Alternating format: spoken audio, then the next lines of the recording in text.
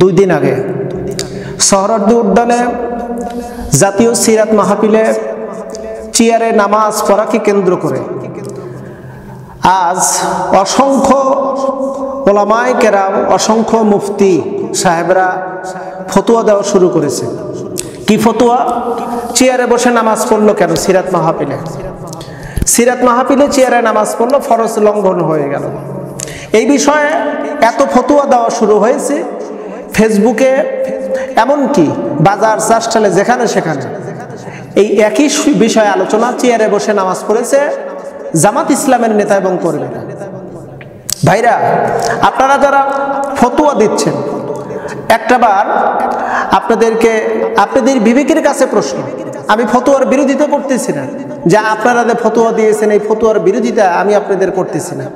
আপনাদেরকে বিনয়ের সাথে বলি, আপনারা যারা ফতোয়া দিলেন এই সোহরাওয়ার্দী উদ্যানে চেয়ারে বসে নামাজ কেন পড়েছে জামাত এবং জামাতের নেতা এবং কর্মীরা, আপনাদের কাছে আমাদের প্রশ্ন।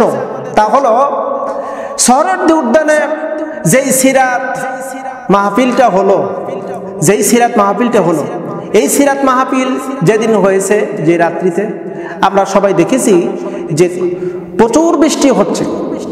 বৃষ্টির এমন একটা অবস্থা, কার্পেট বিছাইছে, কার্পেটের উপর দিয়ে পানি উঠে গেছে, নামাজ রক্ত হয়ে গেছে। মুফতি সাহেবরা ফতোয়া দিচ্ছেন যে নামাজ রক্ত হয়ে গেছে, এখানে যদি নামাজ মাটিতে দাঁড়িয়ে রুকু সিজদার মাধ্যমে যদি নামাজ পড়া সমস্যা হয়ে থাকে, তাহলে আশপাশে অসংখ্য মসজিদ আছে। আপনাদেরকে একটা কথা বলি, যেই সময় প্রোগ্রামটি চলছে, চলমান অবস্থা, নামাজ রক্ত হয়ে গেছে, নামাজ এখানেই পড়বে।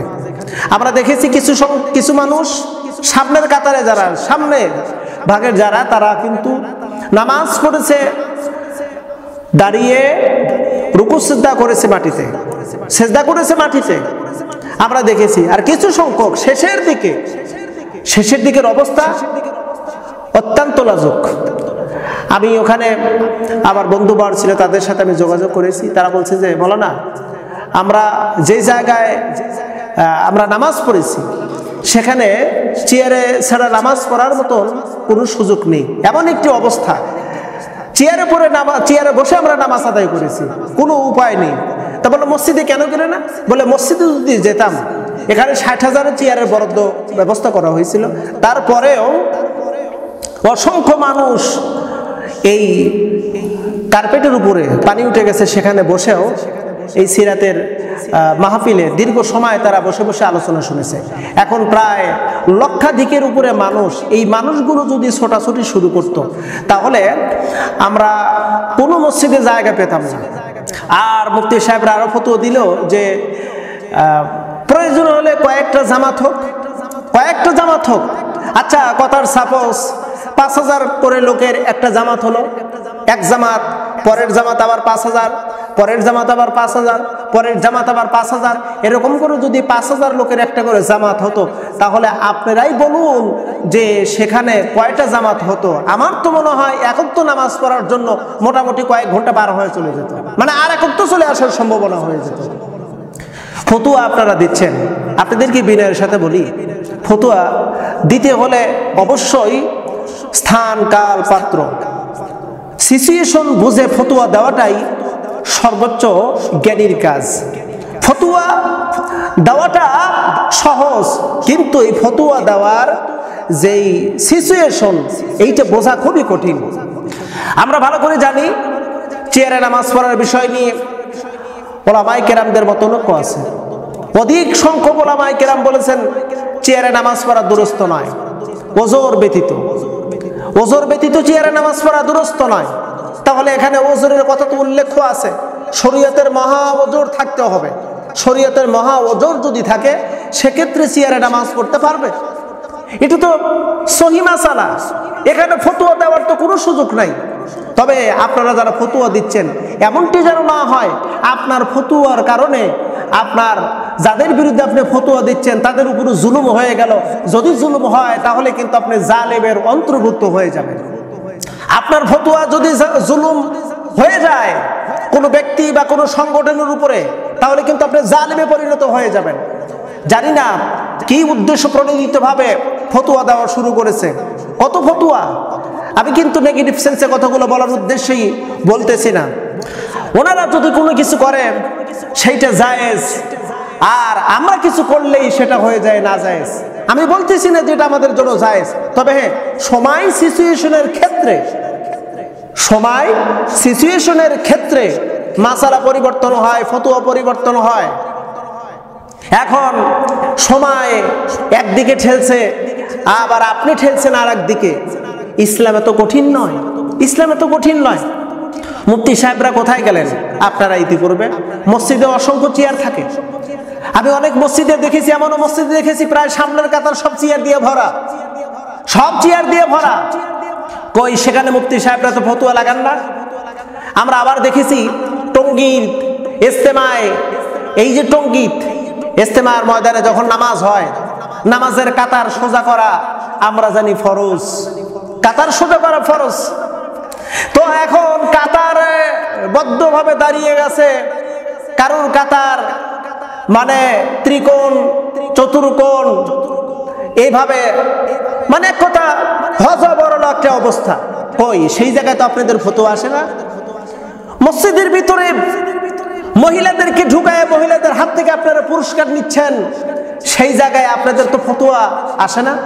আপনারা মহিলা স্বৈরশাসক জালিম ফেসিবাদীকে কওমি জননী উপাধি দিলেন, সেই জায়গায় তো আপনাদের কোনো ফতোয়া আসে না। আপনারা ইসলামিক একটা সংগঠনের বিরুদ্ধে অসংখ্য মিথ্যা তহমত চাপায়ে দিচ্ছেন, কই আপনাদের তো সঠিক ফতোয়া তো সেখানে কাজে আসে না। আপনারা ফতোয়া দিচ্ছেন কেন? জাতি কিন্তু এখন আপনাদেরকে নিয়ে গবেষণা করতেছে। আপনারা আদৌ কারা? আপনাদের আসল পরিচয় কি? আদৌ আপনারা কারা? তাদের ইন্ধনে আপনারা বারবার আপনারা ফতোয়া, বারবার বিভিন্ন রকমের বিভ্রান্তিমূলক কথা আপনারা ছড়াচ্ছেন। আমরা লক্ষ্য করে দেখেছি কয়েকজন মুফতি, কয়েকজন, আপনাদের ভিতরে নাম বলতে চাচ্ছি না, ওনারা যথেষ্ট পরিমাণ ফতোয়া দিয়েছেন। যে ফতোয়া দিয়েছেন সেই ফতোয়াগুলো যদি আমরা সামনে উন্মোচন করি তাহলে বেমানক হয়। আর বেমানন কোনো বিষয় আমি আমার আলোচনায় তুলতে চাই না। তবে একটা বিষয় পরিষ্কার ভাবে বলতে চাই, ফতোয়া দেওয়ার আগে সিচুয়েশনটা বুঝুন। সিচুয়েশন না বুঝে ফতোয়া দিয়ে জাতিকে বিভ্রান্তিত করবেন না। আজ গোটা বাংলাদেশের হাতে গোনা কয়েকজন মুফতির কারণে আজকে মানুষের মাঝে সমালোচনার ঝড় শুরু হয়ে গেছে। শুধু সমালোচনা। চেয়ারে বসে নামাজ পড়লো জামাত ইসলামের নেতা কর্মীরা সোহরাওয়ার্দী উদ্যানে। আস্তাগফিরুল্লাহিল আযীম। কেন ভাই এত ফতোয়া কেন? একটু সহজভাবে কি মেনে নেওয়া যায় না? আপনি একটু আসেন না, ওখানে দেখেন সোহরাওয়ার্দী উদ্যানে যেই টাইমে, যেই সময়, যেই সিচুয়েশনে নামাজ হয়েছে, ওই সিচুয়েশনে যদি আপনি থাকতেন, আপনারা যদি থাকতেন, তাহলে নিঃসন্দেহে আপনিও বলতেন এখানে এই পরিস্থিতি ছাড়া নামাজ পড়ার কোনো অপশন নাই, কোনো সুযোগ নেই। হ্যাঁ, আমরা হাদিস পড়েছি, নবী করিম সাল্লাল্লাহু আলাইহি ওয়াসাল্লামের একটি হাদিস পড়েছি।